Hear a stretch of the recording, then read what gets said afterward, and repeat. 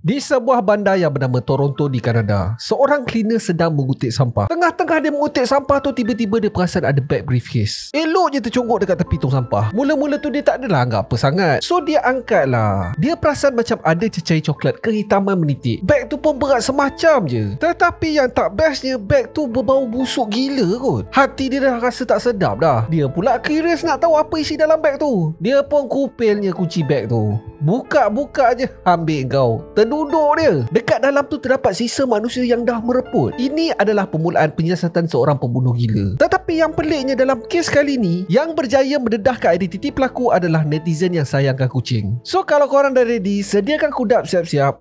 Tenang, chill, let's roll.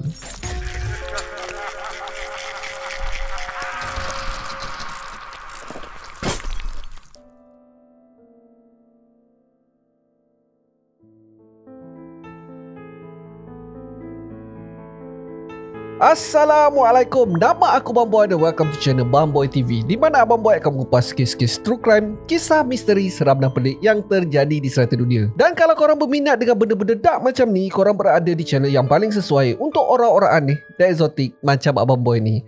Di akhir video, kalau korang suka dengan konten ni, Abang Boy sangat-sangat appreciate kalau korang boleh belanja Abang Boy satu like. Dan mungkin juga korang boleh consider untuk subscribe dan tekan bell notification button tu supaya tak terlepas video Abang Boy yang akan datang. Semuanya bermula dengan sebuah video yang diupload di YouTube pada tahun 2010 yang berjudul One Boy Two Kittens. Kalau sekali imbas tak ada apa-apa yang interesting pun. Kelihatan seorang lelaki bertopeng bermain-main dengan 2 ekor anak kucing. Tetapi di pertengahan video, mood video tu dah jadi makin dark. Tengah dia bermain-main dengan kucing tu, tiba-tiba dia meletakkan seekor kucing kat dalam sebuah beg plastik. Lepas tu dekat sebelah dia pula ada vacuum guys. Okey, Abang Boy tak nak bagi gambaran dekat korang apa yang lelaki gila ni buat. Korang boleh gunakan imajinasi korang lah. Pendek kata, kucing tu telah ditamatkan dekat situ. Bila video ni menjadi viral, memang mengamuklah masyarakat. Bukan hanya di Toronto je tau, satu dunia mengamuk. Polis telah mendapat laporan daripada Kanada, di UK dan juga di Australia. Tetapi surprisingly, pihak polis pada masa tu tak mempunyai keupayaan untuk menangkap mamat gila ni. Menurut YouTube pula, user account tu tak melanggar apa-apa polisi untuk menyiarkan video-video macam tu. Korang kena tahu tau, sebelum tahun 2018, apa saja video pun boleh korang upload dekat YouTube. YouTube tak semanja sekarang. Sekarang ni sebut perkataan CEKIK ataupun ROGOL dah boleh kena tindakan dah. Tetapi dulu langgar je, asalkan tak ada kena mengena dengan video dewasa. Tetapi untuk video dewasa pun ada loophole juga geng. Asalkan video tu berbentuk dokumentari ataupun atas alasan pembelajaran. Kalau korang nak tahu kenapa Abang Boy kena gunakan bahasa-bahasa berkias, korang cari video lama Abang Boy yang berjudul Elsa Gate. So anyway, tak berapa lama selepas tu, video tu telah diturunkan disebabkan YouTube menerima banyak komplain. Disebabkan tak ada tindakan daripada pihak YouTube dan juga pihak berkuasa, netizen membentuk satu grup Facebook yang bernama Kitten Vacuumer for Justice. Mereka telah menggelarkan pembunuh ni sebagai VKK, Vacuum Kitten Killer. Dalam masa beberapa hari je, seramai 4,000 orang telah menjadi ahli. Misi utama kumpulan ni hanya satu je, iaitu mencari identiti lelaki gila yang sanggup menamatkan nyawa anak kucing kat dalam video-video tu. Satu badan NGO yang dipanggil Rescue Inc. telah menawarkan wang sejumlah $5,000 untuk menangkap pelaku. Pada awal tahun 2011 pula, satu kumpulan NGO baru telah dibentuk yang bernama Animal Beta Project ataupun AB Project. Misi utama kumpulan ni adalah untuk membawa VKK ke muka pengadilan.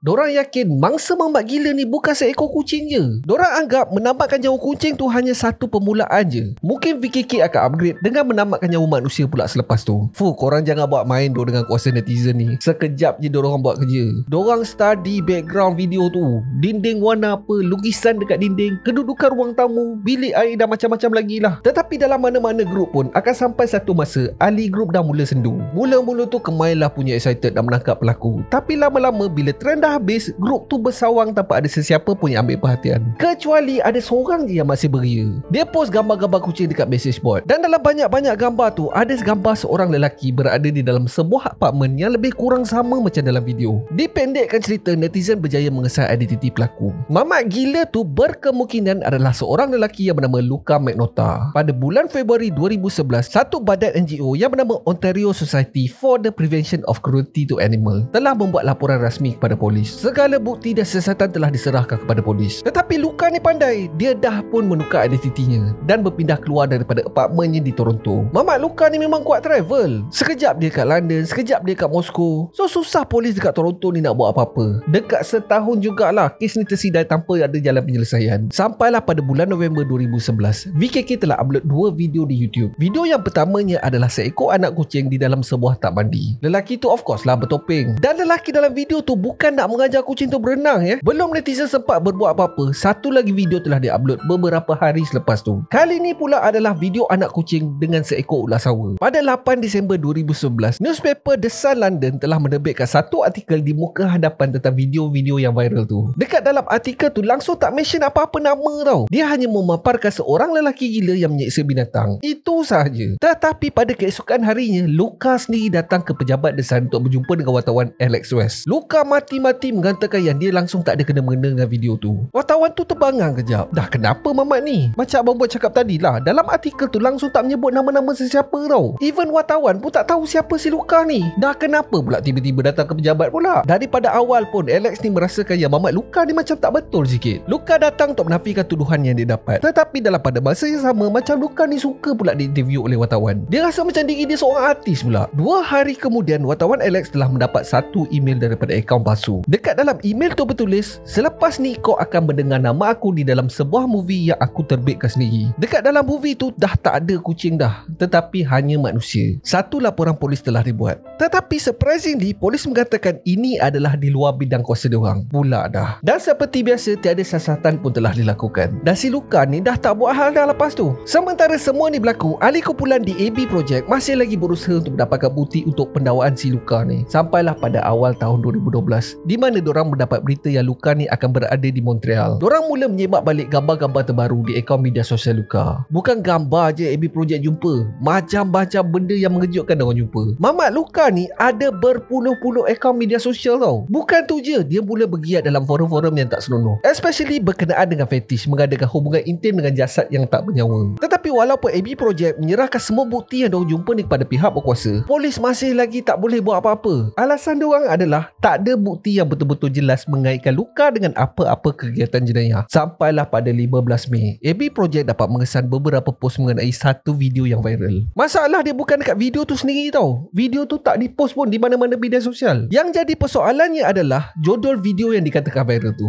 Judul video tu adalah One Lunatic, One I Speak. Bila dikaji-kaji balik, ini sebenarnya adalah modus operandi yang selalu diguna pakai oleh Luka. Dia akan post soalan buat-buat macam dia bertanya, ada sesiapa tak yang pernah tengok video One Lunatic, One I Speak? Lepas tu Luka akan menggunakan akaun samaran yang lain, konon-kononnya berminat nak tahu pasal video tu. Dia lebih kurang macam marketing lah. Dan benda ni berlangsung selama 2-3 hari tau. Dan selepas daripada sesi promotion tu, tiba-tiba semuanya senyap. Dah tak ada apa-apa berita pasal Luka ni. Total media blackout orang panggil. Sampailah pada 24 Mei 2012 apabila seorang warga negara China yang bernama Junlin telah dilaporkan hilang. Junlin berumur 32 tahun, ingin memulakan hidup barunya di Kanada. Dan si Junlin ni pula adalah seorang yang mempunyai selera yang berlainan. Dia menyukai lelaki. Disebabkan dia dibesarkan dalam sebuah keluarga yang tradisional, ahli keluarga Junlin ni tak berapa setuju dengan pilihan dia. Jun pernah mendirikan rumah tangga, tetapi itu hanyalah untuk menutup mulut keluarga dia. Obviously lah, hubungan Jun dengan isteri ni tak bertahan lama. Dia tak suka kerang. Dia lebih suka mengejar loji kubahan. Even dah ada isteri pun, Jun masih lagi mencari skandal dekat luar. Disebabkan dah terkantoi banyak kali. Akhirnya pada penghujung tahun 2011, Jun dan isteri memilih untuk bercerai. Entah macam mana pada tahun 2012, dia mendapat peluang untuk melanjutkan pelajarannya di Kanada. So Jun mengambil peluang ni untuk memulakan hidup barunya tanpa kokongan keluarga. Dan pada masa inilah Jun aktif dalam dating apps dan juga Craigslist. Craigslist ni lebih kurang macam mudah.my lah dekat sini. Pada masa inilah dia terjumpa dengan satu iklan tentang seorang lelaki yang ingin mencari teman hidup. Bukan setakat tu je, dalam iklan tu juga mengatakan yang dia suka aksi gandang-gandang. So dekat sini ada masalah sikit. Polis tak jumpa di antara diorang berdua ni ada apa-apa hubungan. Maksudnya polis tak jumpa chat ke ataupun email ke. So polis tak tahu macam mana diorang contact each other. Tetapi apa yang polis tahu adalah Jun dan Luka ni bertemu pada 24 Mei 2012 di sebuah stesen kereta api. Dan kali terakhir Jun dilihat hidup adalah dalam satu rakaman CCTV di lobi apartmen yang disewa oleh Luka. Dekat dalam rakaman tu Jun dilihat memakai baju warna kuning. Dan pada 26 Mei 2012, satu video rakaman yang bertajuk One Lunatic, One I Speak telah dipost di forum bestgo.com. Daripada nama pun kita dah tahu dah isi kandungan video rakaman rakaman tu. Video tu dimulakan dengan seorang lelaki tanpa pakaian telah diikat di katil. Daripada mata kasar pun kita dah tahu yang lelaki tu tak menunjukkan apa-apa tanda yang dia masih hidup. Selepas tu pula muncul seorang lelaki bertopeng sambil memegang screwdriver. Apa benda yang dibuat dengan screwdriver tu, korang fikirlah sendiri. Benda tu tak habis kat situ tau geng. Selepas settle semua adegan bercucuk-cucuk tu, lelaki bertopeng tu mula menceraikan jasad mangsa satu persatu. Banyak lagi lah yang lelaki tu buat. Serius, kalau abang boy gambarkan satu persatu apa yang mamat gila ni buat pada anggota tubuh mangsa, rasanya video ni tak lepas tapisan langsung. Okey lah, abang boy bagi clue sikit Benda tu ada kena-mengena dengan aktiviti bercucuk tanam dan menyembah benih. Rakaman video tu memang pecah internet lah. Boleh dikatakan semua netizen bercakap pasal benda tu je. Polis juga menerima beberapa laporan mengenai benda ni. Tetapi yang gilanya, polis hanya anggap benda tu semua lakonan je dan special effect. Pada dorang, konsep snuff film ni hanyalah kabar angin je. Dalam video sebelum-sebelum ni, abang boy ada terangkan pasal video snuff movie ni. Dia lebih kurang macam pembunuhan yang dirakam untuk diedarkan. Sampailah satu masa, bangunan pejabat kerajaan di Ottawa menerima satu bukusan misteri.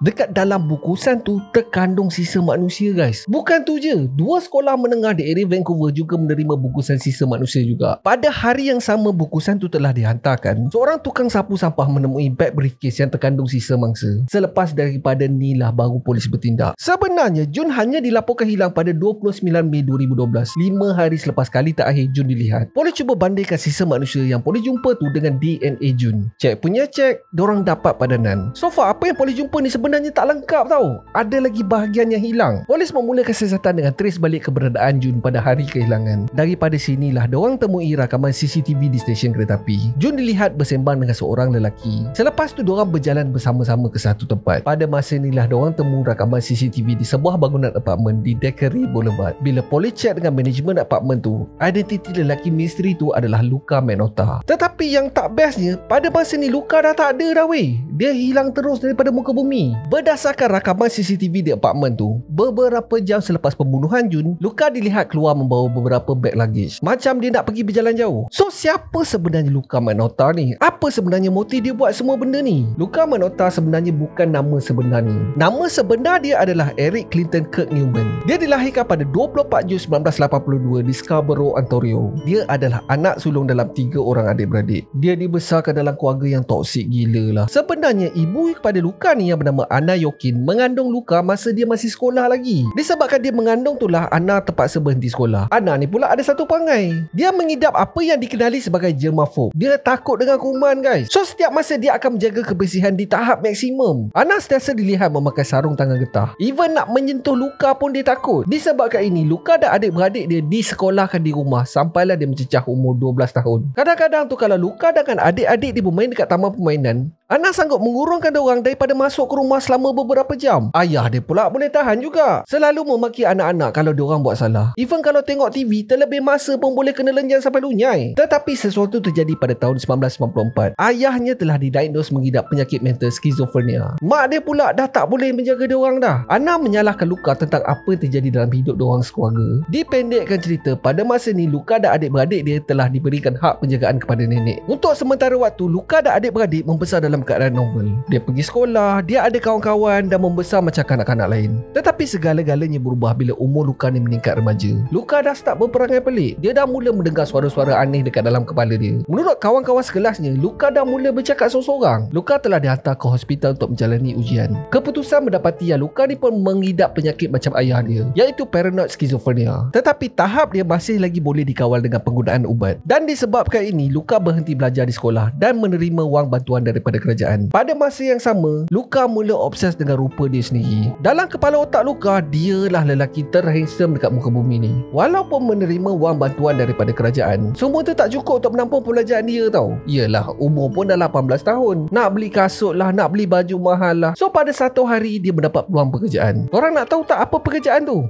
Dia mula menjual maruah. Pada tahun 2003, Luka mula membintangi dalam filem dewasa. Pada masa yang sama, dia juga bekerja sebagai penari tiang di kelab malam. Pada masa masa ni dia dikenali sebagai Jimmy. Dekat media sosial memang hari-hari dia mencapap gila kot. Hari-hari dia duk promote diri dia dekat forum modeling dan juga syarikat penerbitan filem. Tetapi kerjaya dia tak pergi ke mana pun. Tak ada siapa pun panggil dia pergi casting jadi model. Dia hanya mendapat tawaran untuk berlakon dalam movie dewasa saja pada masa ni. Sampailah pada 12 Ogos 2006, dia decide untuk menukar namanya daripada Eric kepada Luka Magnotta sebagai identiti yang terbaru. Pada lebih kurang masa ni lah, dia telah menjalankan hubungan dengan seorang wanita yang berumur 21 tahun. Benda tu tak kisah sangat. Lantak kau lah nak ada girlfriend pun. Cuma yang jadi masalah dekat sini adalah wanita tu sebenarnya adalah seorang kelainan upaya. Walaupun wanita tu berumur 21 tahun, tetapi tahap pemikiran dia hanya di tahap 15 tahun je. So dia memang macam budak-budak. Luka telah berjaya meyakinkan wanita tu untuk apply kad kredit.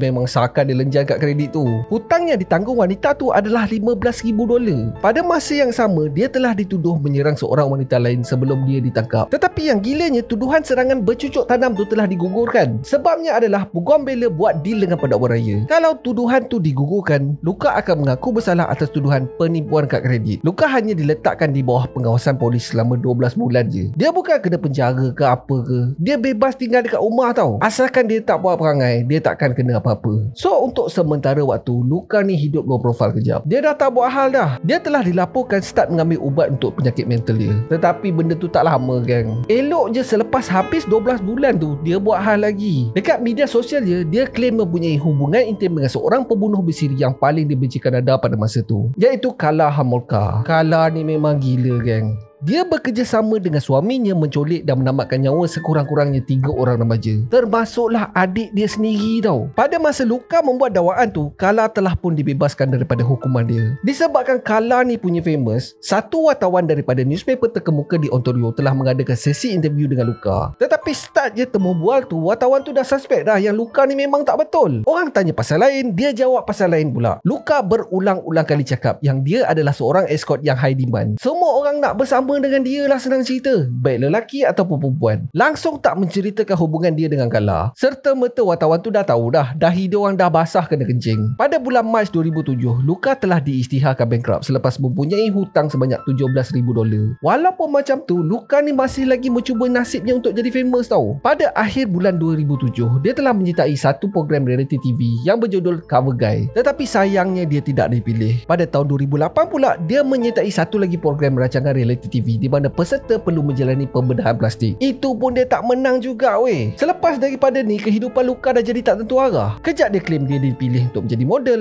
Kejap dia cakap ada penerbit nak panggil dia berlakon lah. Macam-macam lagi lah. Tetapi semua tu hanyalah hancing semata-mata. Luka telah dilaporkan berpindah ke New York pada tahun 2010. Luka claim yang dia hanya mengikut teman lelakinya yang bernama Manny. Dan Manny ni pula bukannya biasa-biasa. Luka mengatakan yang Manny ni adalah seorang broker dalam penerbitan movie underground yang dijual di dark web. Luka even claim yang Manny ni memaksanya untuk membunuh dan melakukan aksi-aksi yang tak senonoh di depan kamera, termasuklah ke atas binatang. Okey, so sekarang ni kita berbalik pula dengan kes siasatan kematian Jun Lin. Polis telah temui satu rakaman CCTV pada hari kehilangan Jun. Dekat dalam rakaman tu, Luka dilihat sedang membuang beberapa beg sampah dengan memakai baju berwarna kuning milik Jun. Dengan apa yang polis jumpa ni, polis telah berjaya mendapatkan warang geledah di kediaman sewa Luka. Dalam sebuah tu macam-macam polis jumpa weh. Dekat dalam tong sampah di belakang apartmen tu, polis temui lebihan sisa mangsa. Terdapat juga bangkai anak anjing di dalam sebuah beg plastik sampah yang lain. Bersama-sama dengan penemuan ni, kad pengenalan milik suspek telah ditemui. Kad tu adalah milik Luka Magnotta. Masa mula-mula pegawai polis buka pintu apartmen tu, nampak macam bersih je. Terlalu bersih. Tetapi ada satu bau yang pelik. Bau kemikal pembersih terlalu kuat. Nampak macam suspek cuba untuk membersihkan crime scene untuk mengelirukan polis. Tetapi kerja dia tak clean sangat. Forensik menggunakan cecair yang bernama luminol. Selepas sembuh cecair ni, pasukan forensik telah temui cecair merah bersepah-sepah dekat dalam bilik air, dekat ruang tamu, dekat bilik tidur. Serius dah macam kilang daging dah. Tetapi walaupun dengan penemuan ni,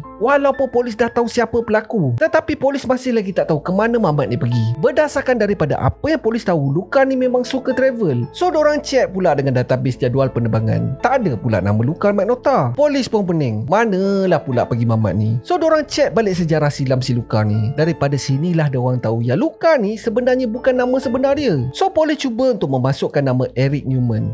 Satu nama keluar. Dia naik flight ke Paris lah siut. Menurut jadual penerbangan tu, dia menaiki flight pada 25 Mei 2012, sehari selepas pembunuhan. Satu waran tangkap telah dikeluarkan kepada Badan Polis Antarabangsa Interpol. Luka telah berjaya dikesan menginap di sebuah hotel di kota Paris dengan menggunakan nama palsunya iaitu Kirk Tremel. Tetapi pada masa polis sampai tu, Luka dah belah dah. Dia dikesan menaiki bus ekspres ke Berlin, Germany. Pada 4 Jun 2012, seorang lelaki telah ditahan di sebuah cyber cafe di Berlin. Mula-mula tu, lelaki tu hanya ditahan atas kesalahan memiliki pasport palsu. Pada masa polis datang tu, dorang langsung tak suspek apa-apa tau. Dorang just ingatkan pelancong yang cuba untuk menipu. Tetapi dalam bilik soal siasat, lelaki tu sendiri telah mendedahkan identiti dia. Dia adalah suspek untuk pembunuhan yang terjadi di Kanada. Dia adalah Luka Magnotta. Dipendekkan cerita, Luka telah dihantar balik ke Kanada untuk menghadapi pertuduhan. Dia punya pertuduhan tu panjang, geng. Bukan hanya membunuh Jun je. Dia juga dituduh mencebarkan jasad mangsa, mengedarkan bahan tak senonoh di internet, dan juga tuduhan menghina Perdana Menteri dengan menghantar bungkusan yang terkandung dengan sisa mangsa. Bila dah selamat berada dekat Kanada, dekat dalam bilik soal siasat, Luka mendakwa yang semua yang dibuat ni adalah atas arahan teman lelakinya iaitu Manny. Dialah yang bertanggungjawab menamatkan nyawa Junlin. Apa yang dibuat dekat dalam video rakaman tu adalah selepas Junlin mati. Tetapi kalau kita kaji balik lah, memang betul pun. Dekat dalam video tu, semua acara tak senonoh tu dilakukan selepas Junlin ni dah tak ada. So tak ada siapa tahu apa yang terjadi sebelum rakaman video tu. Ada kemungkinan apa yang Luka cakap ni betul. Cuma masalah dekat sini adalah tak ada siapa boleh mengesahkan siapa sebenarnya Manny. Adakah Manny ni betul-betul wujud ke tak? Bila polis tanya di manakah Manny, Luka cakap dia tak tahu. Even bila polis suruh Luka ni gambarkan macam mana rupa Manny pun, Luka hanya memberi gambaran yang generik. Tak habis dekat situ, Luka mengatakan yang Lin juga adalah ejen daripada China yang cuba untuk mendapatkan info mengenai negara Kanada dan juga diri dia. So disebabkan Luka tak boleh memberikan bahan bukti yang Manny ni betul-betul wujud, memang dia kena seorang lah. Pihak pendakwaan yakin yang diorang dah ada bukti yang cukup untuk membawa kes ni ke mahkamah. Sesi sebutan kes telah dijalankan pada 19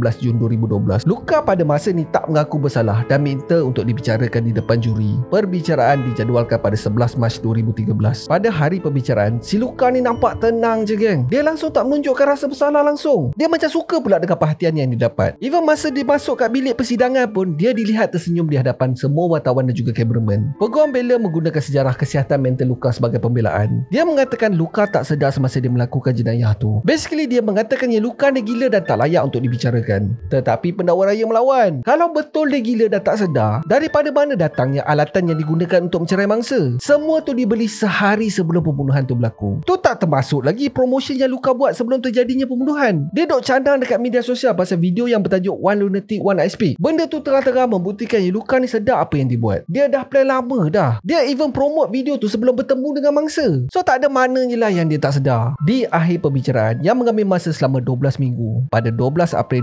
2013, Luka Magnotta atau nama sebenarnya Eric Clinton Kirk Newman telah didapati bersalah atas pertuduhan menamatkan nyawa Junlin dengan niat dan juga beberapa pertuduhan lain. Dia telah menerima hukuman penjara minimal selama 25 tahun sebelum mendapat peluang untuk diperol. Walaupun dah menerima hukuman penjara, pihak polis masih lagi tak yakin yang Junlin ni adalah satu-satunya mangsa Luka. Dorang yakin Luka bertanggungjawab atas beberapa kes pembunuhan yang belum diselesaikan di bandar Toronto di sepanjang tahun 2010 hingga 2017. Pada tahun 2019, Netflix telah menerbitkan satu dokumentari pasal penangkapan Luka Magnotta yang berjudul Don't F With Cats. Memang best tu. Kalau korang ada masa, korang pergilah cari. Tak tahulah sama ada dokumentari tu masih ada ke tak. So seperti biasa, Abang Boy nak dengar pendapat korang pula. Kasih komen dekat bawah. So that's it for today, guys. Terima kasih sebab tengok video Abang Boy sampai habis. Kalau korang suka dengan video ni, Abang Boy sangat-sangat appreciate. Kalau korang boleh belanja Abang Boy satu like, dan mungkin juga korang boleh consider to subscribe dan tekan bell notification button tu supaya tak terlepas video Abang Boy yang akan datang. So akhir kata, jaga dengan akal, be awesome, stay creepy. Assalamualaikum.